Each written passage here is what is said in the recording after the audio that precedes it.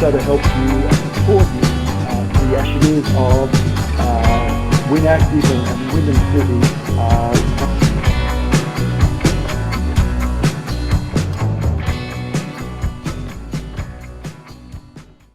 Hi, and welcome to this very special edition of the WynActive webcast.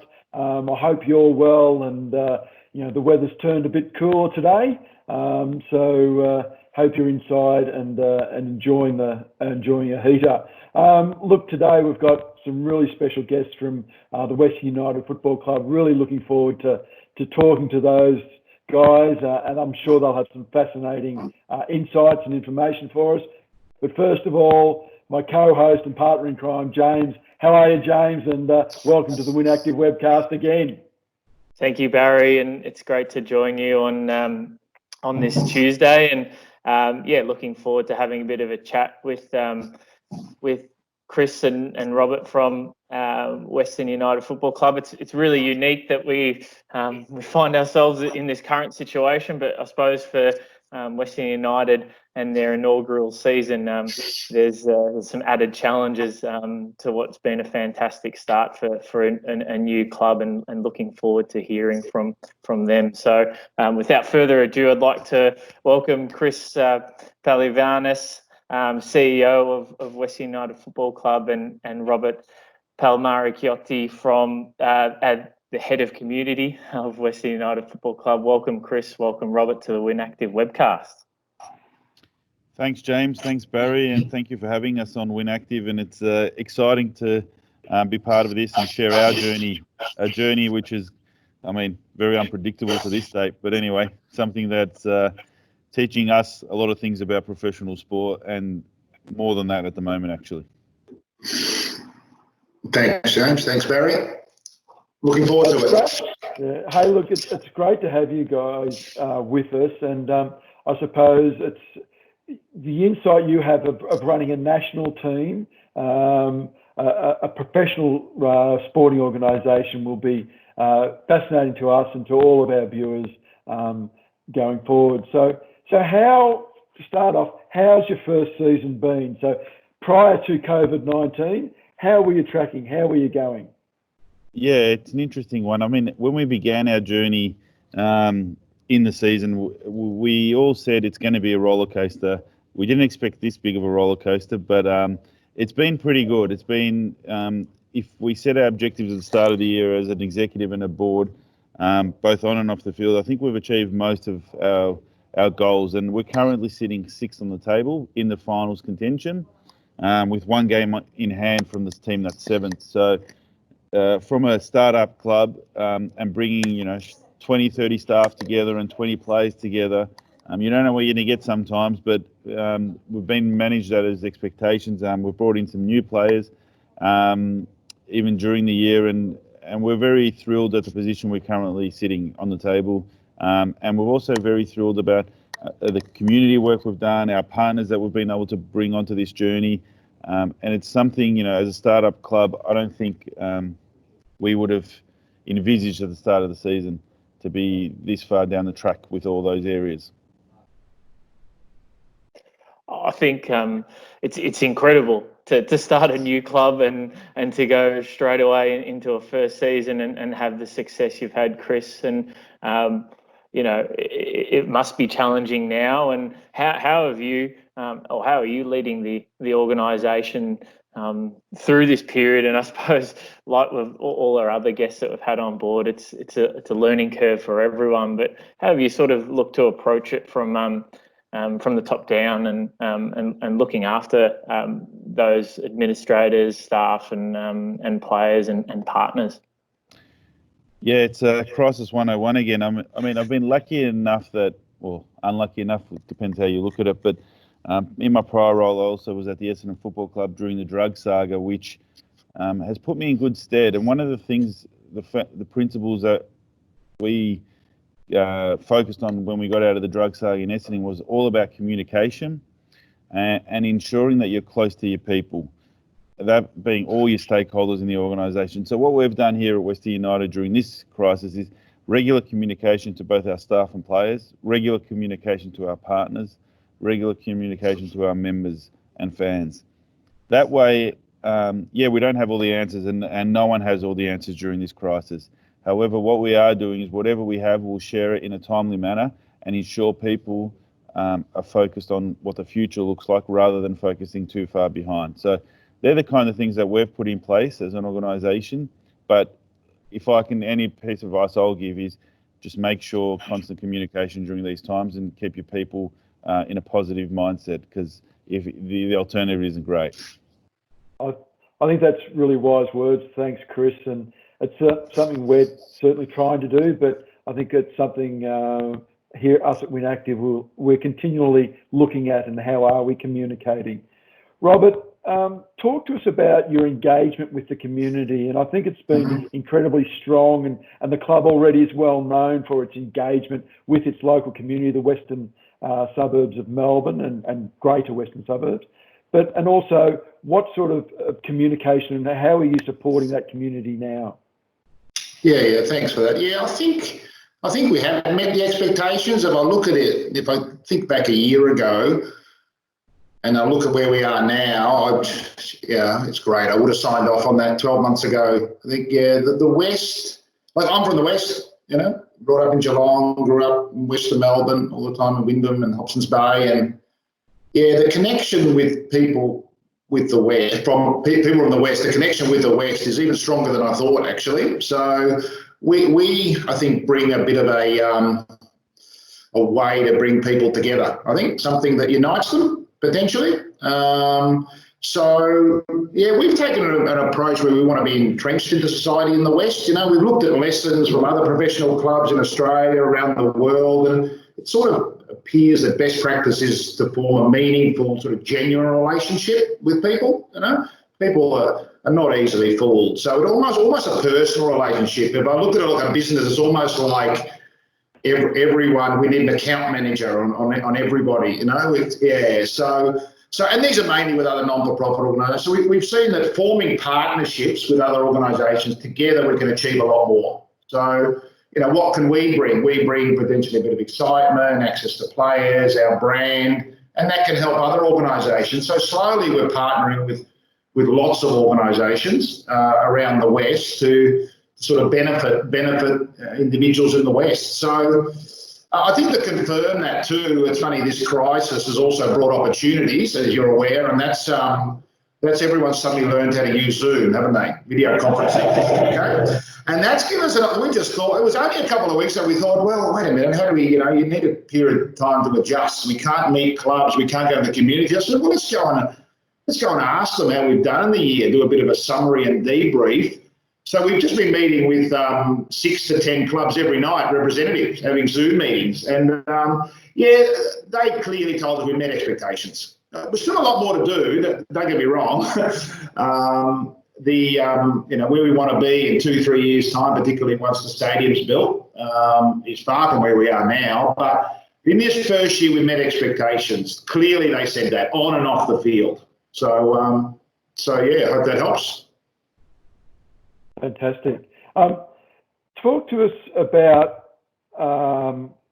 moving out of this period now. We've all got that challenge because there's no roadmap, there's no blueprint.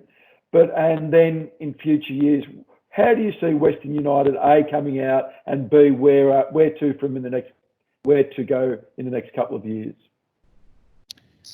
Yeah, I mean, Western United, it's an interesting piece. We're an organisation that's only 18 months old in terms of winning a licence and then first year in the season. So it's given us a chance, if you take the positive out of it. Obviously, we're still very keen to complete the season and finish our journey that we started in terms of first season. But leave that to a side, and we'll touch on that a bit later. But in terms of where we come out of this, I think it's given us a real opportunity, all the staff in particular, to reset and just really get focused on what our priorities are going to be over the next 12 to 24 months. And so we've used this time to bunker down, go back to, let's call it basics, or just go refocus on what we want to be about, and really focus on those things so we can launch into the second season. It's important from us from many aspects that we capitalise on this and going forward. We don't know how long this thing's going to last. We don't know the impact it's going to have on the community. But what we do know, we want to be the team for the West. That's something that hasn't changed and won't change. We're the only, I think we're the only professional summer sport in the West. And so that's something that, we want to give people of the West entertainment. We want to make sure that when we come back online that, everyone has an opportunity to come and watch our games. And we also want to come closer to the, where our home's going to be in terms of the West, in terms of playing our home games. So we're looking at some potential home grounds closer to where our ultimate stadium will be for the next 2 seasons till we complete the building of this stadium. So that's interesting as well, because I think it's going to give more people the opportunity to come and, be part of our brand, be part of our journey. And that's something that fundamentally everyone at the organisation is focused on. The stadium you mentioned there, when do you anticipate that will be up and running? Because I would agree. I think it's crucial the long term for the club to have that hub in the western suburbs. Is it next season, the season after? When do you see that coming on board, Chris? It's difficult to pinpoint the exact time. All I can say is we're hopeful within the next 2 seasons that it would be available. But with these stadiums and with the impact of COVID, we don't really know what impact it will have on the building industry and even getting permits from governments and all that. But what we can say is we're fortunate because we are lucky that the Wyndham City Council is working actively with us on this project. We've got a dedicated team on this project, and it's something that I think once we deliver, everyone in the West will be proud of. It'll be a landmark or an attraction for everyone in the West, and it'll be a major sporting stadium, which we don't have really in the West. So I think everyone at Wyndham City and everyone that's part of this journey should be commended about having the vision of actually completing this stadium and giving us the opportunity to bring professional sport to the West on a regular basis. It'll be great if we can, when we build this thing, that we attract even other codes or other tenants to just give a lot more content. So, so football might not be the preference for everyone, but the reality is the more content we can get in this precinct, the better off we'll be. And I think it will give everyone an opportunity then, it'll be, hopefully gives a big catchment area, because we all know how much Wyndham is growing. We all know how much the West is growing. So it's visionary, and it gives people an opportunity to come and witness sport in a precinct that's going to be close to home. Mm-hmm. And I suppose for you, Robert, as leading that community activation, having that central hub is going to be really important to build those further connections, with the community, schools, and various partners. I suppose I've noticed this week that you've thanked all the volunteers that have been part of Western United in their inaugural season. This is maybe a chance to reach out to them and say another thank you. But it's National Volunteers Week, so I'm sure you're very thankful for all their hard work that they've put in over the last 12 to 18 months.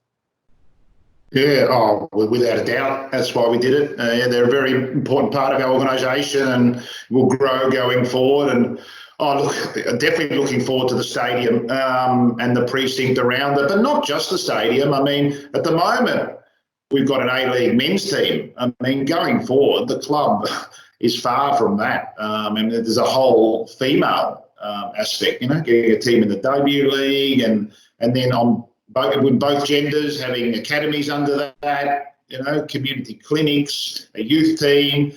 So, if you look at our club now, we're just setting the foundations, really.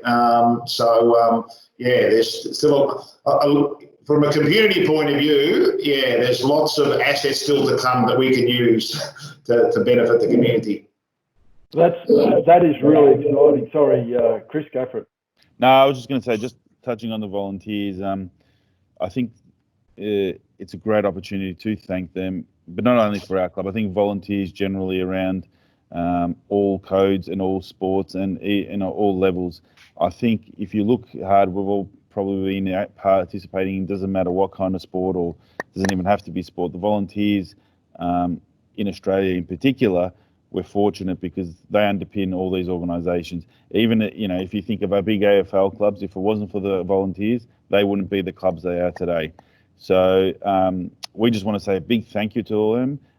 Thank you for coming on this journey for us. And I promise it's going to be an exciting journey, and without you guys, we're nothing.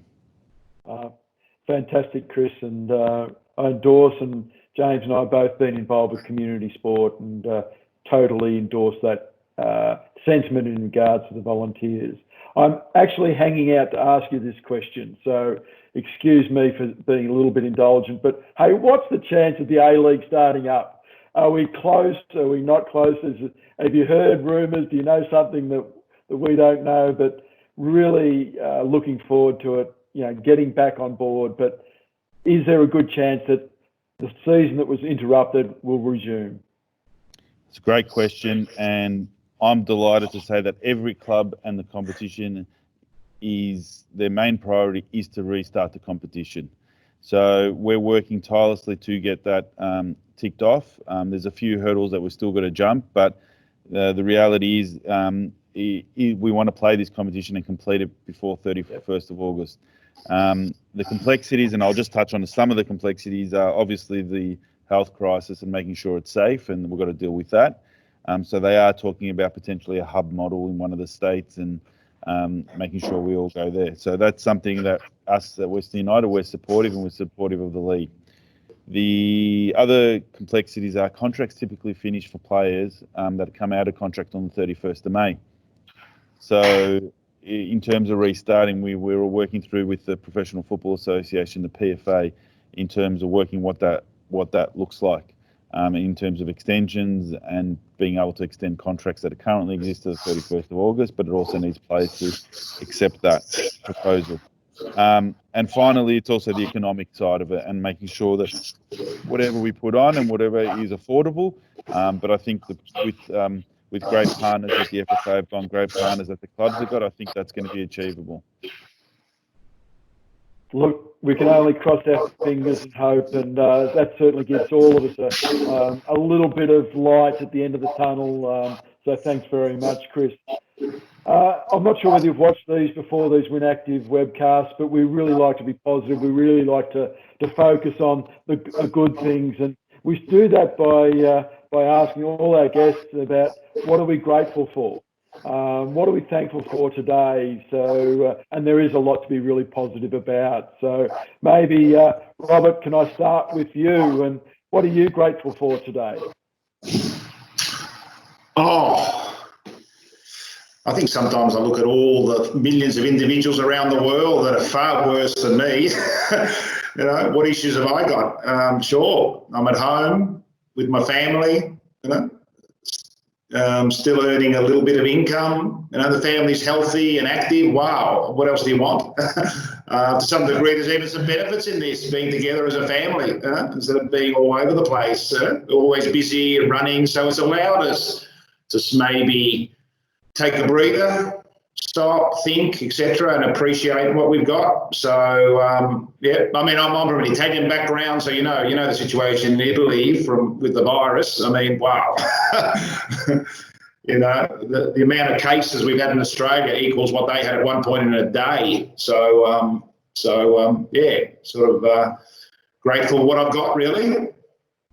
Fantastic. And Chris, what are you grateful for today?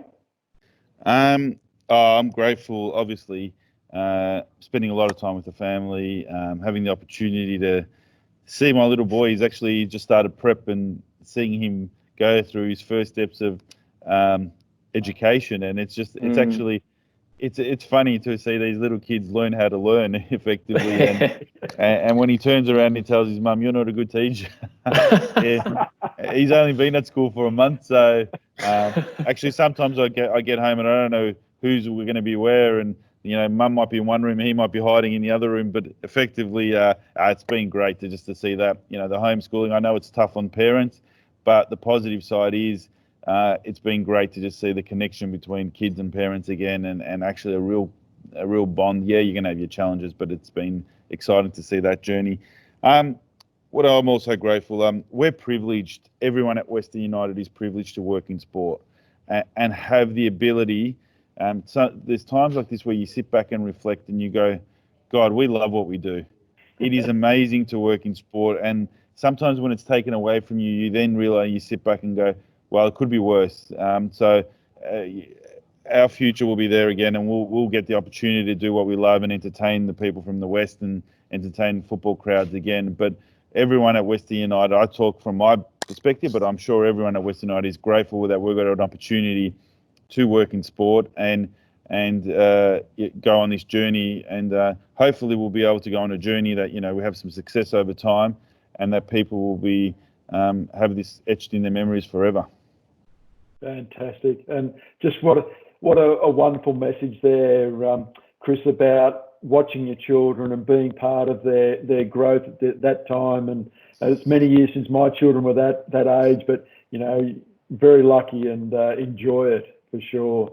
James, a challenge for both of us. Every day we've got to look for what we're grateful for, but what a marvellous challenge it is. And no, thank you again for the opportunity, Barry, to be grateful. And there is so much positivity out there. And I suppose looking on and reflecting today, I'm grateful. Obviously, we're at home and we have to socially isolate. And in that, for me personally, it means I'm saving a bit of time on the commute to and from work. And what that's allowed me to do is do a bit of extra reading, do a bit of extra physical activity, and make time for jazzing up the recipes that would otherwise be the minced tacos, or adding a bit of flair to them and giving them a bit of life. So I'm thankful, and I would very much like to be at work, and I'm sure connecting with our colleagues. But in that and this current opportunity, we're finding we've got that extra time on our hands. So just trying to use it a bit wisely, I suppose. Barry, what about you? What are you grateful for today? Look, it comes back to my question before about when I asked you, Chris, about the chance of the A-League starting. I am just grateful that in the probably in the last week, we've heard the AFL starting up, the NRL coming back, the supercars coming back. It really gives me hope about the A-League, and then the Big Bash in the summer, and the cricket, all of that. I love my sport. I love watching it. I love going to it. So I'm really grateful that we're on the recovery side and we're starting to talk about our sports coming back. So I can't wait, and I love, and I've got my Fox Sports, of course, so I can get as much as possible and watch it all. So that's what I'm really grateful for today. So that's why I asked you, Chris. No, fair enough. And I think a lot of the community, it's going to help a lot of the community. It gives us a bit of purpose, doesn't it? I can't wait to, as part of that, just to add that, I can't wait to community sports starts again. So all the little boys and girls can get out there and exercise. And that's our future. So as soon as they can get back on, I think that's going to be a long way to us all recovering. Look, guys, really enjoyed having a chat with you today. Thank you very much for taking time out of your very busy days. And prior to starting recording, we were talking about how it's almost busier now than it is when the season's up and running. So we really appreciate you taking the time out to speak to the WynActive community and the greater Wyndham community. Thank you for also giving Western United our chance to share with you our journey. We're just grateful of the support we've had from all the Wyndham community, and thank you. And from our point of view, let's go on this journey together, and let's have a bit of fun, and also some memories that we'll never forget. So thank you again for giving us the opportunity to share our journey. Yeah, thanks very much, Barry and James. Yeah, anytime, by the way. Yeah, we're available. So thanks again. Brilliant. Thank you both. And look, I suppose, Barry, we're very fortunate that we've got, Robert and Chris leading a fantastic organisation that I suppose is really connected to the community. And that's what I feel from the get-go when they started this journey 18 months ago. So, I'm sure we're all itching to watch them live, watch them on TV, be around, engage, and we'll count down that with bated breath. So thank you again, both, for joining us. Thank you, Barry, for another great edition of the WynActive webcast, and we'll see you next time. Thanks very much. Thanks, guys. Look after yourself, stay healthy, keep smiling, and most of all, be happy. We'll see you tomorrow.